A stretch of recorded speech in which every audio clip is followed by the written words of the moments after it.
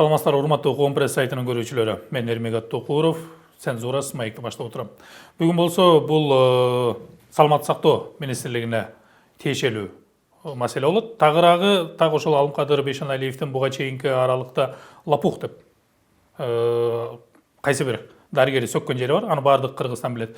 Бүгүн так ушул көз микрохирургиясынын негиздөөчүсү профессор Алмазбек Исманкуловду конокко чакырганбыз.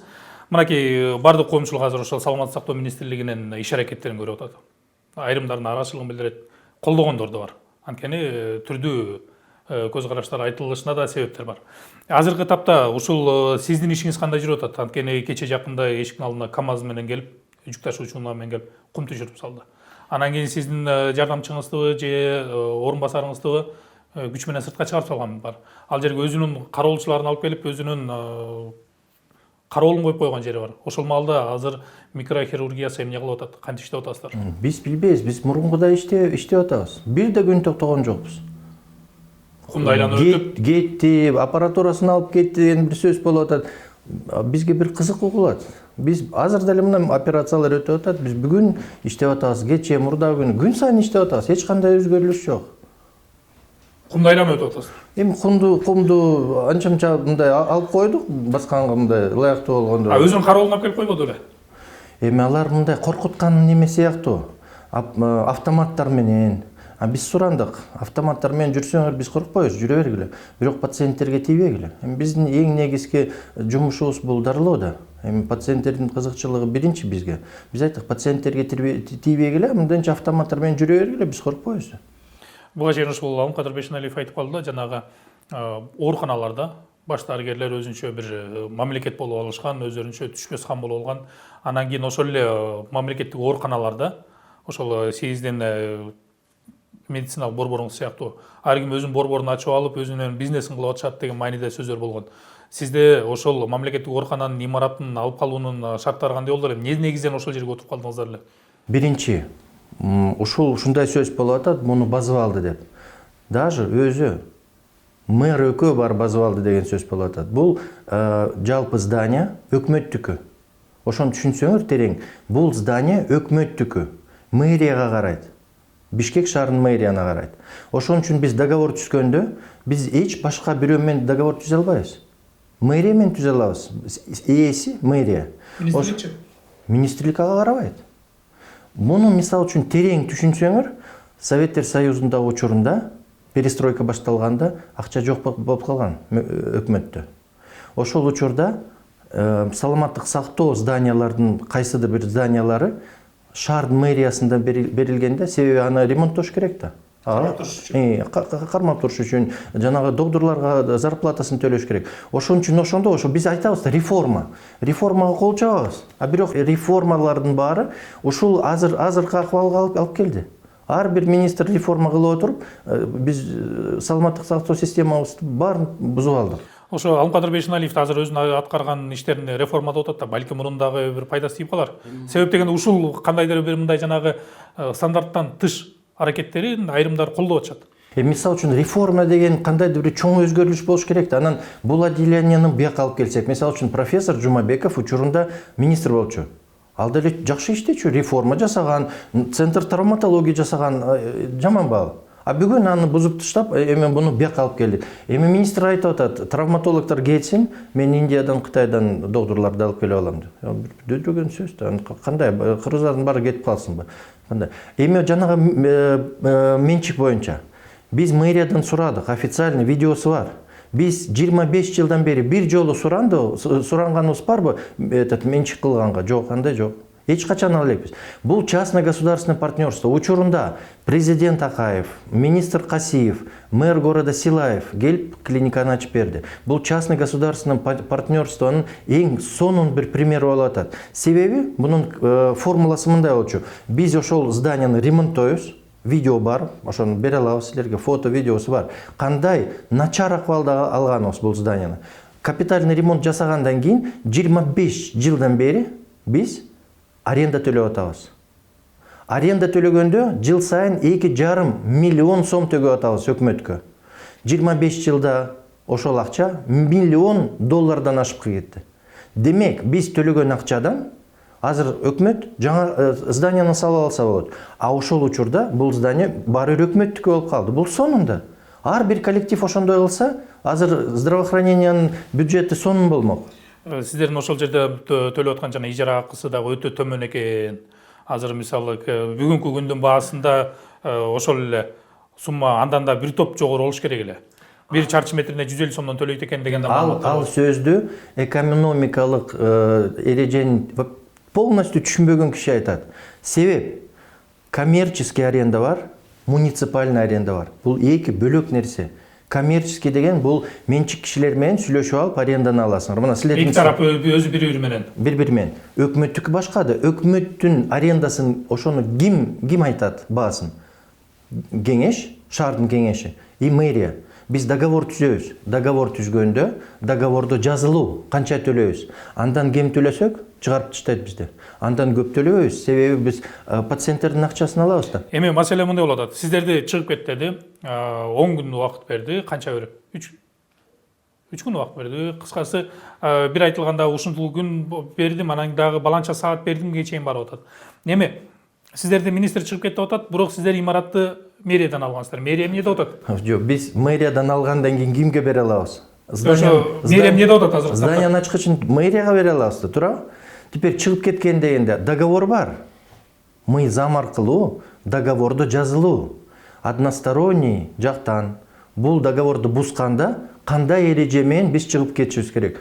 Биз ошол мыйзам боюнча мэрия менен шашпай. Мен айтып кетерим, мэрияда абдан билимдүү, жакшы юридикалык эреженин баарын жакшы түшүнгөн жигиттер иштейт. Алар менен биз спокойно акырын иштеп атабыз азыр. Бир мисал, ошол зданияда 89 терезе, эшиктер дополнительно, андан башка тышкары кондиционерлердин баарын биз койгонбуз.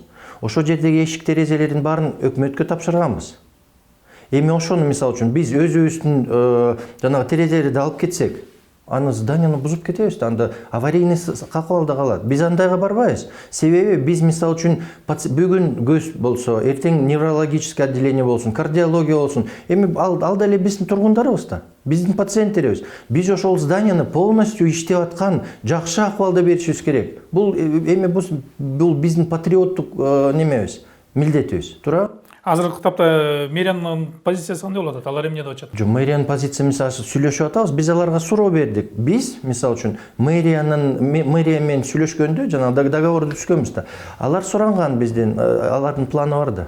План по доходам. Анан декабрь айында суранган, мүмкүнчүлүгүңөр болсо, анча-мынча көбүрөөк акча төлөсөңөр.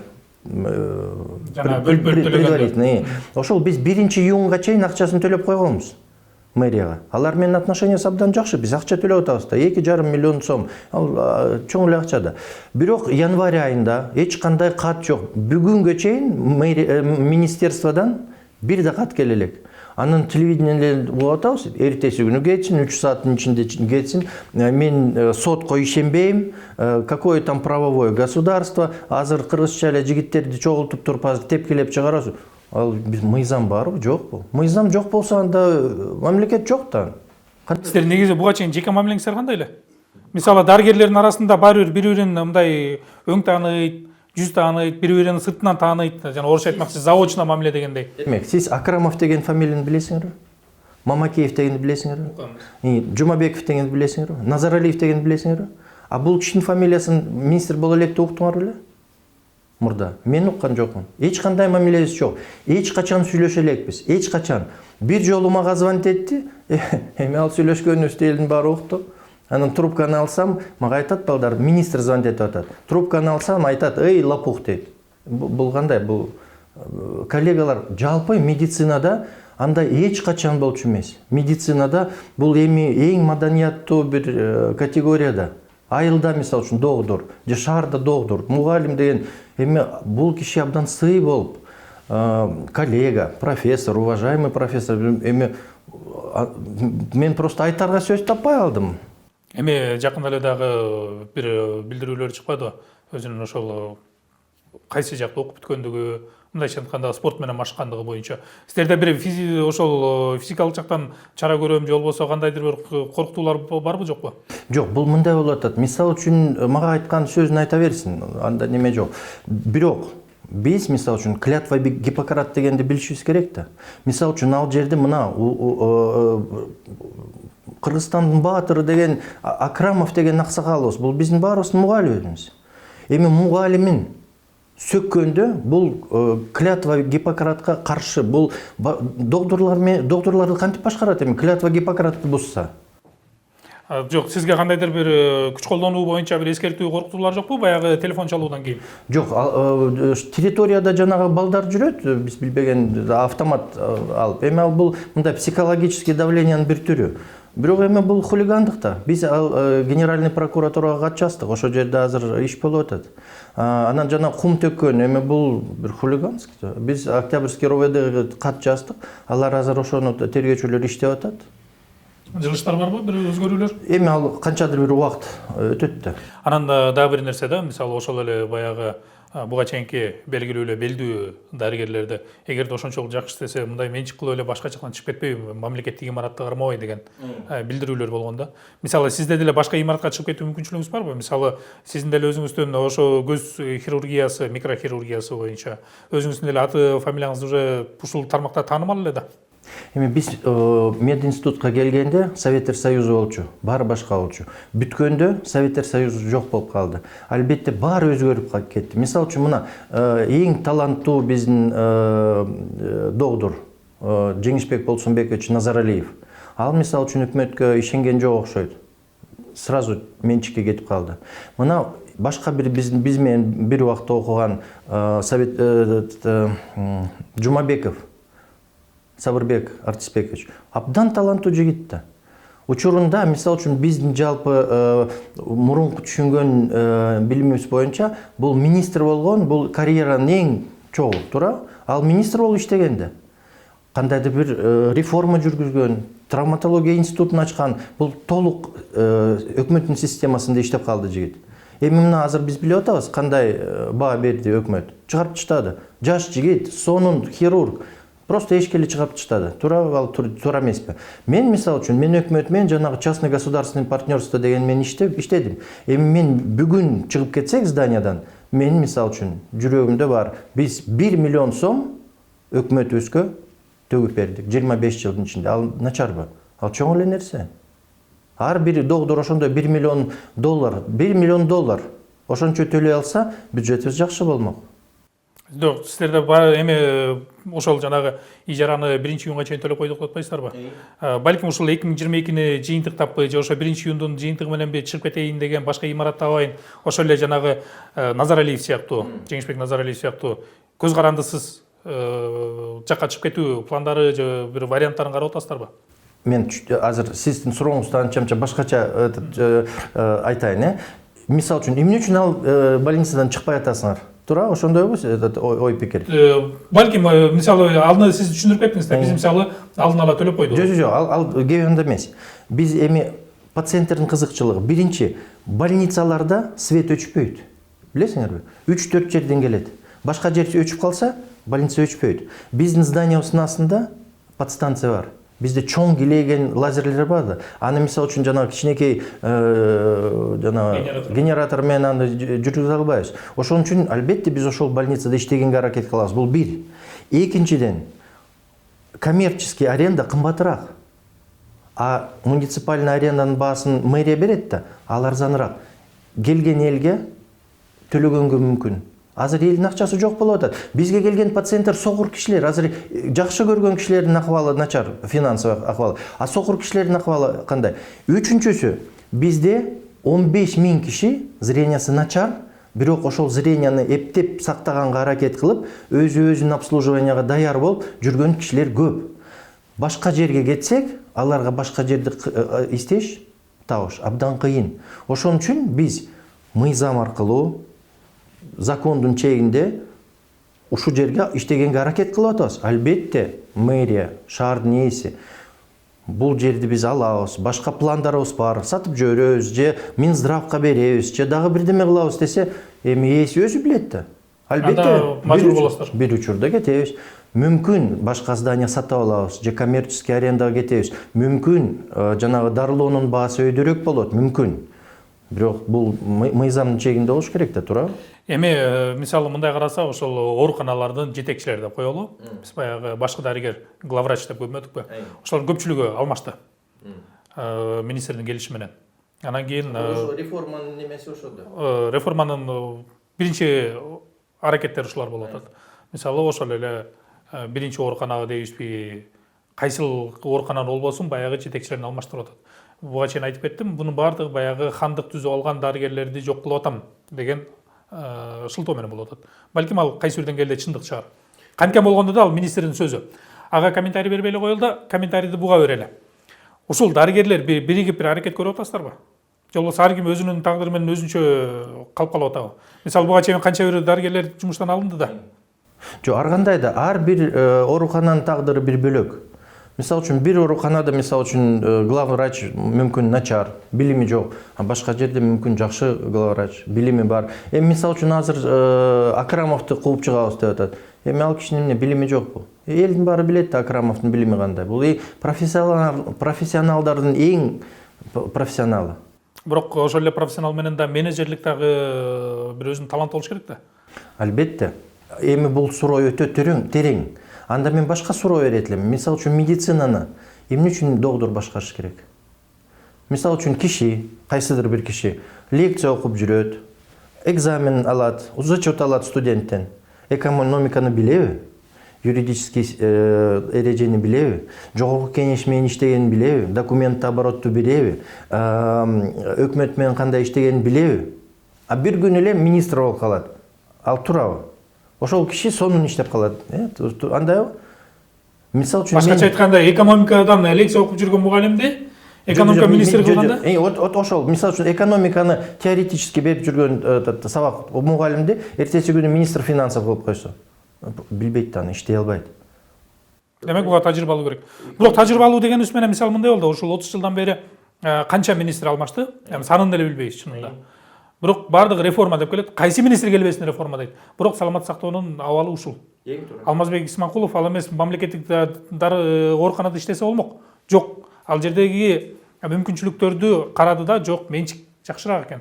Ошол эле жеке кызыкчылык жана ошондой эле темелим эле оорулуу адамдардын кызыкчылыгы деп жекеге чыгып кеттиңиз. Эгерде мамлекеттик оорукана жакшы боло турган болсо, сиз анда ошо мамлекеттик ооруканада кала бермексиз да. Бул жагынан келгенде 30 жылдан бери реформалар иштеп келип жатат. Мен түшүндүрүп берем. Биз мединституту бүткөндө ошол учурда өкмөтүбүз башка акыбалда болчу. Кызгартуу болуп, биз жаш специалист болуп, биз өкмөттүн системасына кереги жок болуп калдык. Биз вынужденно менчикти ачтык. Азыр чакырса барасызбы? Айым үчүн барбайм. Чакыруулар жок бирок. Эч ким чакырбайт.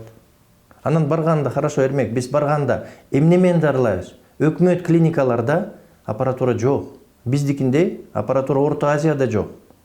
Түшүнсөңөр ошону. Биз кайсы жерге баратабыз? Мисалы үчүн, биз элге жанагы доступный дарылоо болгондон кийин биз кандай дары менен дарылайбыз? Жөнөкөй эле крандан суу куюп беребизби? Ал бекер, арзан.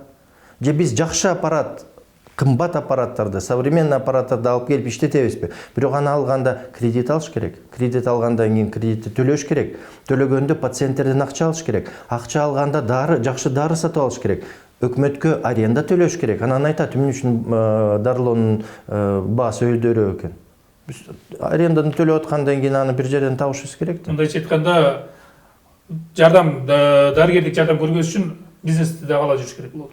Эми бул бизнес дегенди биз жок, эми ошол акча обороттучу элден алып тиги англис тилинен деген бизнес дегенди биз соода катарында түшүнөбүз да. Бирок англис тилинде бизнес деген бул жакшы жумуш, бирөө элге пайда келтире турган нерсе деген. Анда коммерция деп аталбы? Кайсы деңгээлде коммерция? Жок, коммерция бул торговля. Бизде коммерция жок. Бизде акча болсо, биз жаңа аппарат алабыз. Аппараттарга пациенттерге пайда болсун деп сатып алабыз. Ал башка да, бул коммерция эмес. Биздин андай кызыкчылыгыбыз жок ага. Эми азыркы тапта дагы айтылып атат, ошол министрди жогорку жак өтө колдойт. Ошол үчүн мындай бир чектен чыккан аракеттери дагы орун алып атат депчи.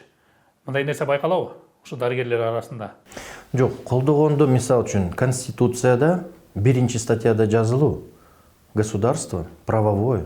Эми бул киши какое там идите со своим правовым государством дегенде бул киши жалпы медицинаны кантип башкарат? Кантип башкарат? Мисалы үчүн өзүнүн айтканы бар. Сотту мен күтпөйм, ал көпкө чейин созулат. Азыр жигиттерди чогултуп туруп эле барып ыргытып жиберем. Эми бул өкмөтпү? Анда өкмөт болсо, анда биз келе жаткан азыр балдарды кантип тарбияга салабыз? Мисалы үчүн биз сөгүнбө, улуу киши дегенди түшүн дегенде анда кандай болот? Анда кичинекей балдар ойлойт, билимдин кереги жок. Мен өйдө жактан поддержка болсо эле элдин баарын сөгүп эле жүрө берем деген ой пикир туурабы? Биз келечегибизди ойлошубуз керек. Мына азыр мына Ноорус майрамынын алдында турабыз. Баарыбыз ойлойбуз, келечегибиз кандай? Балдарыбыздын келечеги кандай? Мамлекетибиздин келечеги кандай? Мына азыр дүйнөнү билип атабыз. Эмне болуп аткан, согуш ситуациялары пайда болуп атат. Эми биз ошол Кыргызстанды анархия зонага келтиришибиз керекпи? Же өкмөт болобу? Эгемендүүлүктү жоготобузбу же калтырабызбы? Же кандай болот?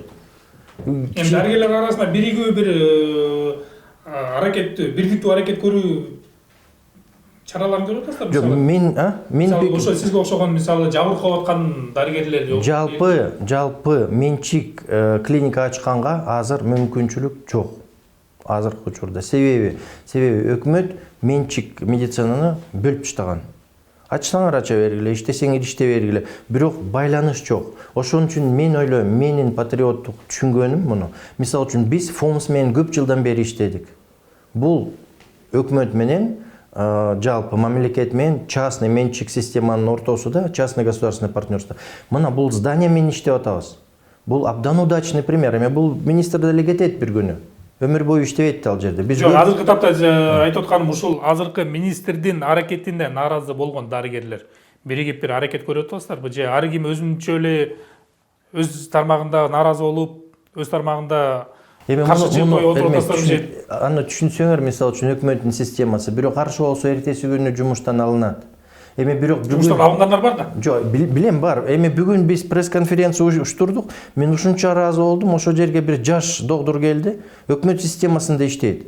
Ошол билген правдасынын баарын төктү ошол жерден. Коркпойт экен эчтегеден. Ошону уксаңар бүгүн. Дублировать этпей ошону айтпай эле коеюн. Аны да бул жерге бир нече жолу чакырганбыз, бирок баш тартып койгон убагында. Эми мындай болот. Азыркы тапта мисалы мурунку министрлердин реформасы кандай болду эле? Буга чейин айтып кеттим. Мисалы 30 жылдан бери реформа деп келип туруп, мынакей ыйлаган абалда турабыз. Эч кандай реформанын жыйынтыктары жок. Мына реформа кылып отуруп, биз системаны полностью бузуп таштадык. Мурдагы Советтер Союзундагы саламаттык сактоо системасы дүйнөдө эң жакшысынын бири болчу. Азыр ар бир министр реформа деп отур. Бул реформа дегенде, мисалы үчүн, биз ошого кол чабабыз да. На самом деле бул реформа эмес, бул внутриведомственный перестройка. Бир отделение тияка кетти. Башка министр келет, тигил отделениени бияка алып келет. Эми бул кандай перестройка? Мына биз азыр элди дарылап атабыз, туурабы? Эртеси күнү биз кетсек, ал жерде эмне болот? Башка докторлор келет, ошондой эле пациенттерди дарылайт. Кайсы жерде перестройка, эмнеси реформа, эмне пайдасы бар ошол? Только единственное, биз төлөгөн аренданы биз башка бир менчик зданияны алып алып ошого төлөйбүз. Өкмөт зыян.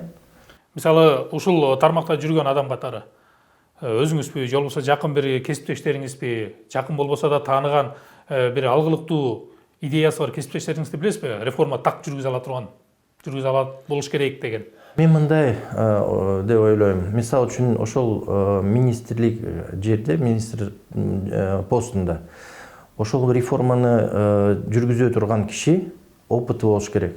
Биринчиден, ошол медицинада организация здравоохранения деген предмет бар.